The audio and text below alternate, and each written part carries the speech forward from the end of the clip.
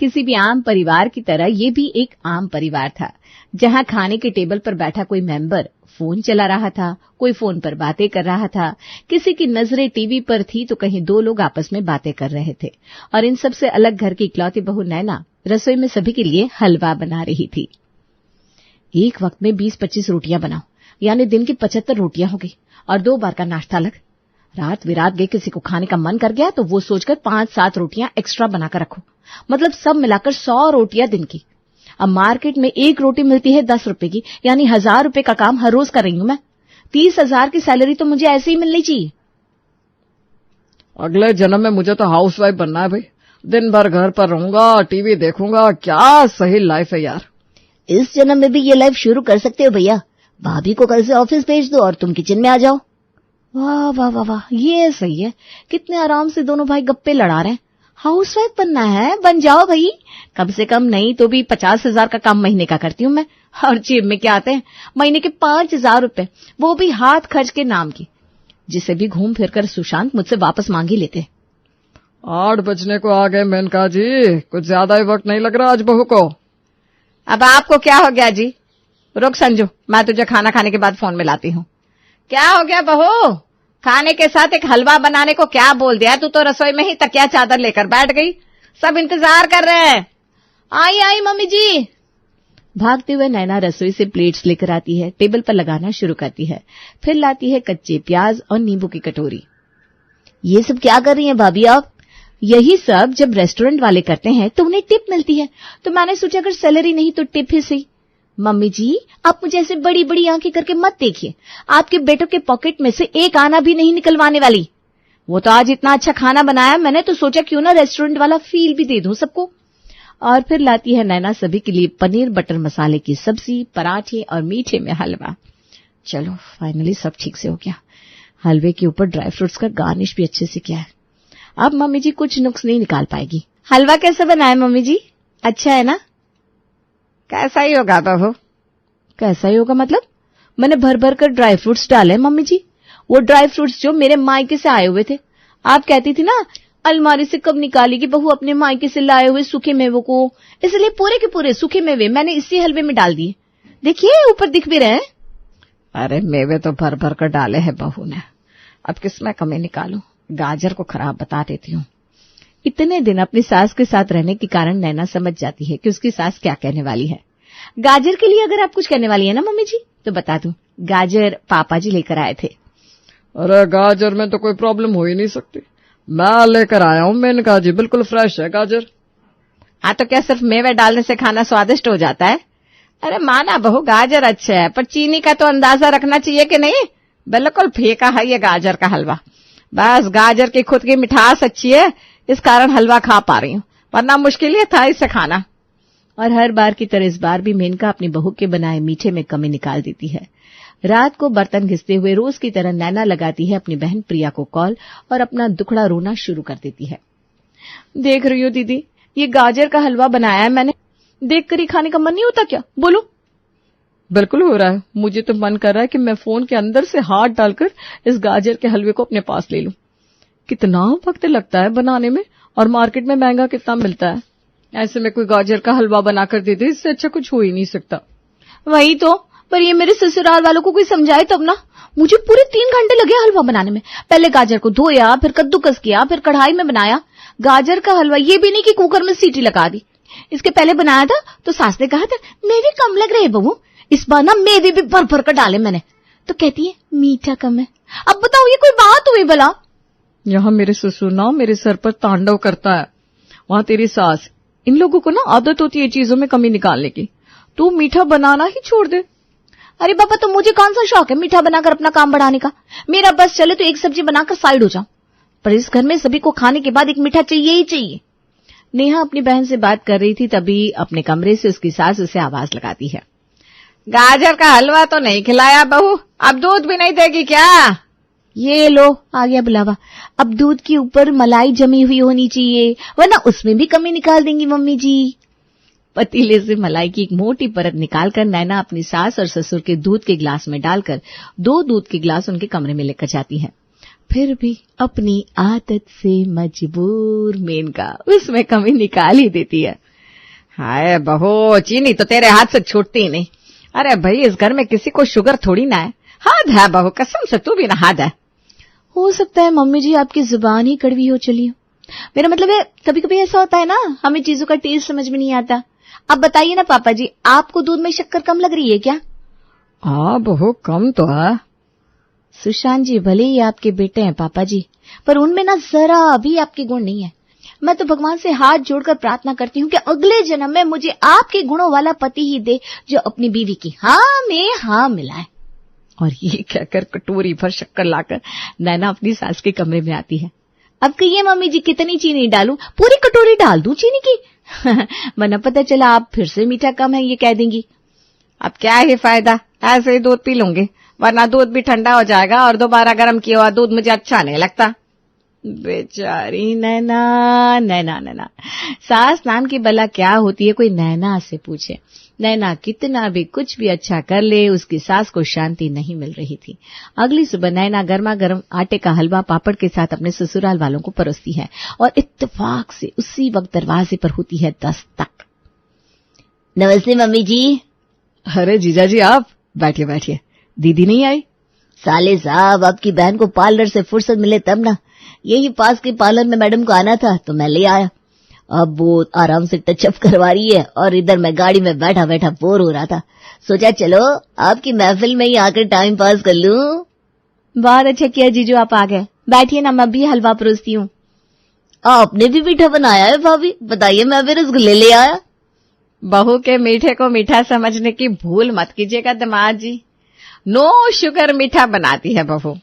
बहू, दामाद जी के लाए हुए रसगुल्ले सभी को परोसते हैं और अपना ये हलवा उठाकर ले जाए, बिल्कुल फीका है। नैना सभी को रसगुल्ले तो परोस देती है, पर बच जाती है चाशनी। रसगुल्ला खाकर जैसे ही रोहन घर से निकलता है, बचे हुए हलवे में नैना मिला देती है रसगुल्ले की चाशनी। हर बार जानबूझकर मेरे बनाए मीठे में कमी निकालती थी ना मम्मी जी, क्योंकि आपको पता है हलवे के बनने के बाद उसमें चीनी नहीं मिलाई जा सकती। पर शायद आप ये भूल गई कि हलवे में चाशनी तो मिलाई जा सकती है।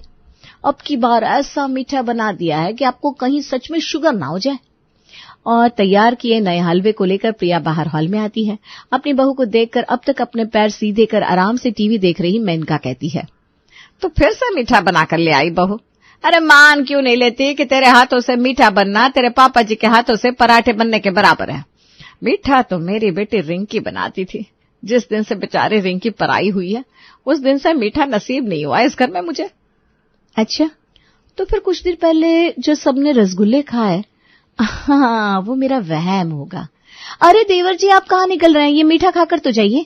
इस घर में सभी को मीठा इतना पसंद है कि मैंने सोचा रसगुल्ले के बाद हलवा भी चला देती हूँ। खाकर बताइएगा देवर जी, रिंकी दीदी के बनाए मीठे जैसा मीठा है कि नहीं? अब सब अपने काम पर निकल रहे हैं, तब तुम हलवा लेकर आ रही हो नैना। मुझे दे दो मम्मा, खा लूंगी। सिर्फ पायल ही नहीं, आप सबको इस हलवे को खाना ही होगा, क्योंकि मैं अनाज की बर्बादी नहीं कर सकती ना। और इतना सारा हलवा दिन भर भी खाऊंगी ना मैं, तो भी खत्म नहीं होने वाला। और जैसी मिठास मम्मी जी चाहती थी, बिल्कुल उतनी ही मिठास बैलेंस करने की कोशिश की है मैंने इस हलवे में।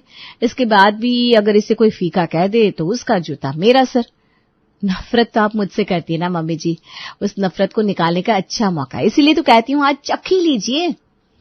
अब इतने मीठे हलवे को चखने के बाद अगर मेनका उसे फीका कह देती तो बाकी सब मेनका की बात के अगेंस्ट चले जाते, इसलिए वो हलवा खाने के बाद चुपचाप अपने कमरे में चली जाती हैं। पर ये मैटर यहाँ कहाँ खत्म होने वाला था। मैटर तो आज शुरू हुआ था जी। दोपहर के वक्त रोज की तरह अपनी बहू के काम में नुक्स निकालने के लिए मेनका जाती है रसोई में। तेरा ससुर और पति घर पर नहीं है, इसका यह मतलब नहीं है कि तू सिर्फ दाल चावल परोस देगी मुझे। और मेरी पोती भी तो है, मीठा बनाना भूलना मत बहू। नाश्ते में मेरा बनाया मीठा खाने के बाद अभी भी आपको मेरी काबिलियत पर डाउट हो रहा है मम्मी जी? मैं आपको गारंटी देती हूँ, दोपहर के खाने को खाने के बाद आप मीठा तो मिस नहीं करेंगे। और आपने सोचा भी नहीं होगा, नैना कुछ ऐसा करती है, नैना मिलाती है दाल में रसगुल्ले का पानी। थैंक यू जीजा जी, इस लाइफ में दूसरी बार आप मेरे काम आए। पहली बार जब आप मेरी ननद को इस घर से लेकर गए थे, और दूसरी बार आज जब मेरे घर रसगुल्ला लेकर आए। अब ये बचा हुआ रसगुल्ले का पानी ही मेरे नैया पार लगा दे, सबको मीठा बना दे। मिश्री से भी मीठी दाल, चावल और आलू परवल की सब्जी नैना अपनी सास, देवर और बेटी को परोसती है। बहू, पहले बहू बेटा नहीं मम्मी जी, पहले खाना चखिए, उसके बाद कहिए ना। मम्मा दाल बहुत टेस्टी है। आपकी पोती को मेरा बनाया मीठा पसंद आएगा या नहीं, इसकी बहुत टेंशन हो रही थी ना मम्मी जी आपको। लीजिए, पायल ने तो पास कर दिया। हाँ हाँ ठीक है। रात को जैसे ही प्रमोद और सुशांत काम से वापस लौटते हैं, अपनी आदत से मजबूर मेनका शुरू हो जाती है। आज बात हो रही थी मेरी रिंकी से, कह रही थी मम्मी मैं ना चीनी के पराठे बना रही हूँ, और उसकी बात सुनकर मीठे पराठे खाने का मन हो गया। मैंने कहा है बहू को बनाने के लिए। चीनी के पराठे, बड़ा अच्छा किया आपने मेनका जी, मेरा भी ना बड़ा मन कर रहा था आज मीठे पराठे खाने का। मन करने से क्या होता है, पराठे मन मुताबिक बने तब ना। मैं तो आपसे कह देती हूँ, आज अगर बहू ने चीनी की रोटियां फीके बना दी ना तो फिर मैं नहीं खाने वाली। अरे आप ऐसे क्यों बोल रही है मम्मी, क्यों नहीं खाएंगे आप?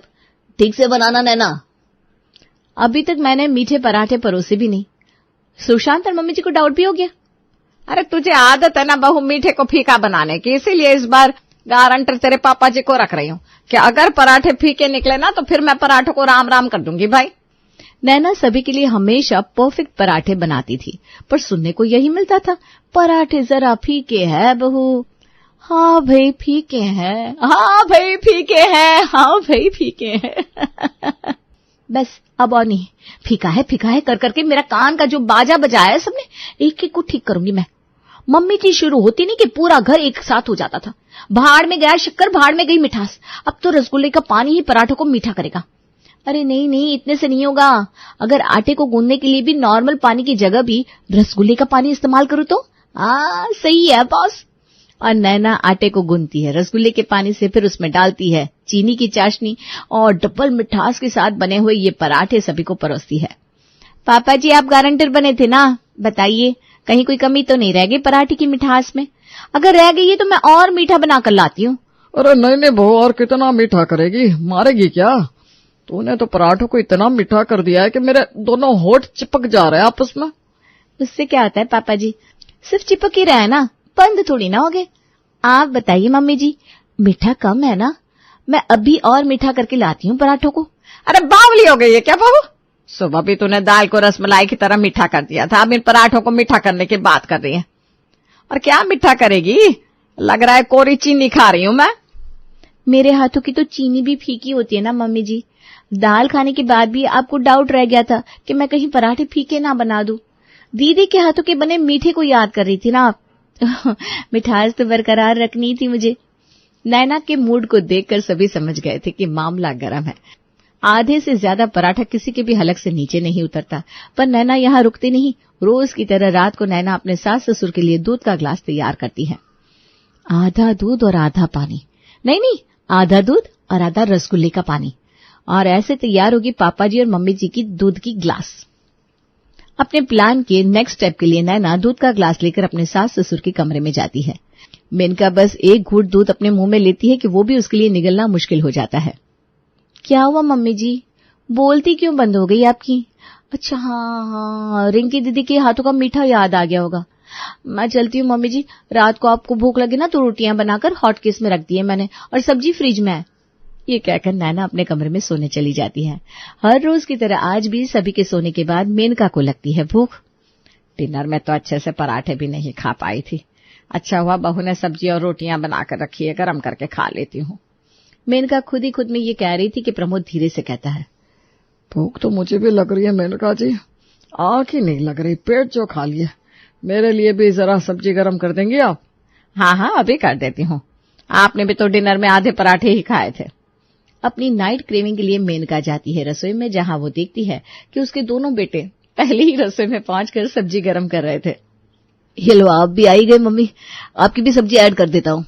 मेरी भी ऐड कर दो बेटा, मुझे भी बहुत तेज की भूख लग रही है। जल्दी से गर्मा गर्म सब्जी और रोटी लेकर आ जा, मीठा खाकर तो मुंह का स्वाद बिगड़ गया है। सुशांत सभी के लिए सब्जी गर्म करता है और रोटियां निकालकर सभी एक साथ बैठकर खाना शुरू करते हैं। छी, ये तो मीठी है। भाभी ने सब्जी भी इतनी मीठी बना दी, लगता है मानो तेल की जगह चाशनी में बनाई हो। नफरत हो गई है मुझे तो मीठे से।